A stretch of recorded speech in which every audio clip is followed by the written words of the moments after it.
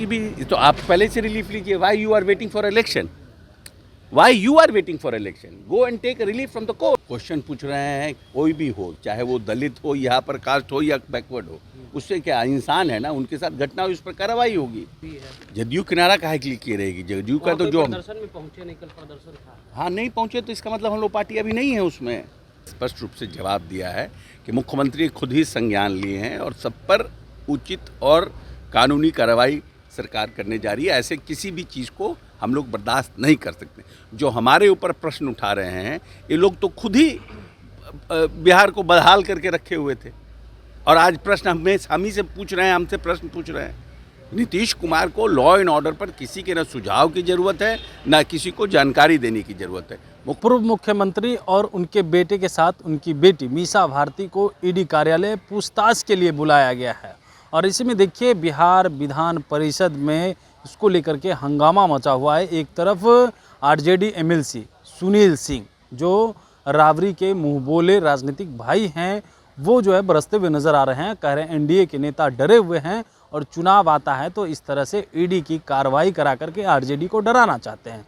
जब इसको लेकर के सवाल पूछा गया बिहार सरकार के मंत्री अशोक चौधरी से, तो देखिए सुनील सिंह के साथ जो है कैसे लालू परिवार पर बसते हुए नजर आ रहे हैं और कह रहे हैं कि क्यों नहीं कोर्ट से जो है वो सर्टिफिकेट ले लेते हैं कि उनके ऊपर जो ईडी की कार्रवाई हो रही है उसको लेकर के चुनाव आता है और एनडीए डरी हुई है, इसको लेकर के भी क्या कुछ कहते हुए नजर आ रहे हैं। सबसे पहले आप वो सुने। सवाल पर उन्होंने सवाल भी सुना, जवाब भी दिया और नहीं, वो हमारा जो मेरा कोर सब्जेक्ट है और हमारे कोर सब्जेक्ट को एड्रेस किया जा रहा है, तो निश्चित तौर पे मेरा जवाबदेही बनती है कि हम उस पर जवाब दें। सर, आज लॉ एंड ऑर्डर को लेकर के महागठबंधन के तमाम विधायक पोर्टिको में आकर जोरदार नारेबाजी कर रहे थे, प्रदर्शन कर ये रहे क्या थे। प्रश्न है यार? और कह ये रहे थे क्या? कि ईडी को लेकर सुनील सिंह कह रहे हैं कि एनडीए डर कर ऐसा कर रहा है, एनडीए पर आरोप। अरे भाई देखिए, ऐसा है ना कि सामने देखे जो लोग प्रश्न, जो इस तरह का कोई केसेस होता है, या तो आप कोर्ट से रिलीफ लीजिए उसके लिए, और या फिर आप इन्वेस्टिगेशन फेस करिए। अब उसमें तो इन्वेस्टिगेटिंग एजेंसी पर डिपेंड करता है ना, वो कब आएगा नहीं आएगा, किसी से पूछ के तो आएगा नहीं। पर कह रहे हैं कि जब जब चुनाव आता है तभी ईडी और सीबीआई कार्रवाई करती है। क्यों कि भी तो आप पहले से रिलीफ लीजिए। Why you are waiting for election? Why you are waiting for election? Go and take relief from the court. Action नहीं लेती है, बस ईडी और सीबीआई पूछताछ ही करती है। नहीं, पूछता तो चार्जशीट सबमिट करेगी, उस पर तो जो प्रोसेस होता है उसका इन्वेस्टिगेशन का अपना सिस्टम है ना। जो भी एजेंसी हो, एसयूवी हो, सीबीआई हो, पुलिस हो, थाना हो, उसका तो अपना। औरंगाबाद में एक घटना हो गई है सर, 13 साल की जो बच्ची है पासवान समाज की थी, उसके साथ जो है हिंसा किया गया, उसको कुचल दिया गया। परिवार वालों का आरोप है कि जाति सूचक शब्द का इस्तेमाल किया गया। नहीं, कार्रवाई होगी। शासन में क्या दलितों के साथ यही होगा, ये बड़ा सवाल है। नहीं, ये तो आप क्वेश्चन पूछ रहे हैं, कोई भी हो, चाहे वो दलित हो, यहाँ पर कास्ट हो या बैकवर्ड हो, उससे क्या, इंसान है ना, उनके साथ घटना हुई, उस पर कार्रवाई होगी।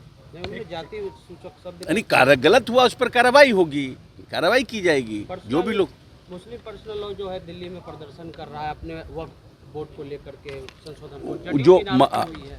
हाँ, जदयू किनारा की हुई है। जदयू किनारा काहे के लिए की रहेगी? जदयू का तो जो प्रदर्शन में पहुंचे नहीं, कल प्रदर्शन था। हाँ, नहीं पहुंचे तो इसका मतलब हम लोग पार्टी अभी नहीं है उसमें। हम लोगों का अपना है, अपना हमारे जो मुस्लिम लीडर्स हैं उसको देखेंगे, करेंगे उसमें किस तरह से किया जाएगा।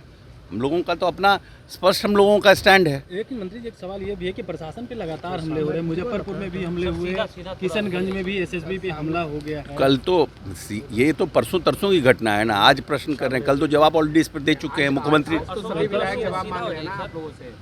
महागठबंधन के सभी नेता तो आज आप लोगों से खुद हम लोगों ने कल इस पर प्रश्न आपने किया था, हमने स्पष्ट रूप से जवाब दिया है कि मुख्यमंत्री खुद ही संज्ञान लिए हैं और सब पर उचित और कानूनी कार्रवाई सरकार करने जा रही है। ऐसे किसी भी चीज़ को हम लोग बर्दाश्त नहीं कर सकते। जो हमारे ऊपर प्रश्न उठा रहे हैं, ये लोग तो खुद ही बिहार को बदहाल करके रखे हुए थे और आज प्रश्न हम ही से पूछ रहे हैं, हमसे प्रश्न पूछ रहे हैं।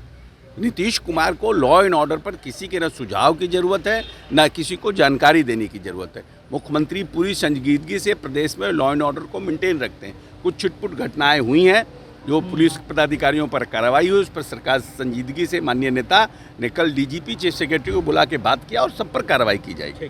तो आपने सुना बिहार में बढ़ते अपराध को लेकर के और लगातार जो प्रशासन पर हमले हो रहे हैं अपराधी के द्वारा, उसको लेकर के भी कह रहे हैं किसी को छोड़ा नहीं जाएगा, किसी सुशासन की सरकार है यहाँ पे, तमाम लोगों पे कार्रवाई होगी। वहीं दलित पे जो अत्याचार हुआ है और जिसके द्वारा किया गया उसको लेकर के भी कह रहे हैं कि देखिए किसी भी जाति समूह के लोग हैं, अगर उसके साथ घटना हुई तो बिहार सरकार जो है एक्टिव है और सीएम नीतीश कुमार खुद जो है वो संज्ञान लिए हुए हैं, उन पर कार्रवाई होगी। कमलेश कुमार, लाइव बिहार, पटना।